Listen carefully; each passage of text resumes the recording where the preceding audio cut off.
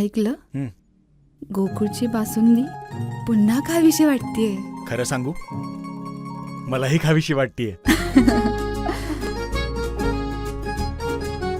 पुन्हा पुन्हा खावीशी वाटणारी गोकुळ बासुंदी. नमस्कार, मी बोदरगड तालुक्यातून मडलगे PSC आशा गटप्रवर्तक. माझे नाव सुजाता एकनाथ अकोळकर. मी केंद्र शासनाच्या आणि राज्य शासनाच्या योजनेमध्ये गटप्रवर्तक म्हणून काम करते. एक आशा सुपरवायझर म्हणून काम करत असताना ज्या आशांना कामं जी सांगताय हे सरकार, त्याचा मोबदला फारच कमी असतोय. दिवसभर त्यांना 9 ते 1 ड्युटी देऊन सुद्धा ह्या वेळेत त्यांना त्याच्यापेक्षा जास्त कामं लावली जातात. परत भत्ता नसताना एक काम लावलं जाते आणि त्याचं प्रेशर गटप्रवर्तकांच्यावर टाकलं जाते की हे तुम्ही काम करूनच घेतलं पाहिजे.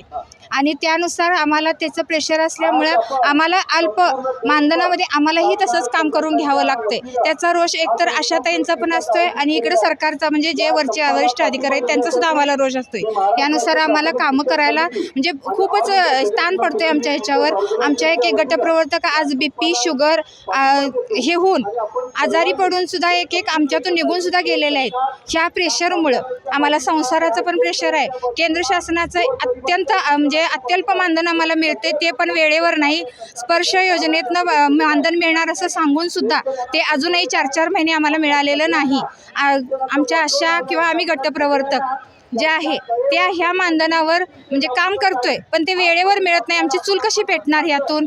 त्यानंतर आम्ही कंत्राटी म्हणून गटप्रवर्तक आम्हाला हे काय केलं पाहिजे, त्यांनी समायोजन करतो असं सांगतात, पण त्याचा काय अजूनही पाठपुरावा झालेला नाही. दरवेळेला आम्हाला म्हणजे 10 वर्षाच्या पुढच्या ज्या काम करणाऱ्या ह्या महिला आहेत त्यांना समायोजनासाठी पात्र आहेत म्हणून सांगितलं, पण अजूनसुद्धा आम्हाला त्या पात्रतेमध्ये घेतलेलं नाही. आम्हाला ते वगळलं आणि बाकीच्यांना ह्यामध्ये घेतलेलं आहे. मागण्या ह्याच आम्हाला कंत्राटीमधून कायमस्वरूपी करून घ्यायला पाहिजे. मानधन आम्हाला वाढवायलाच पाहिजे की वेतन श्रेणी पाहिजे.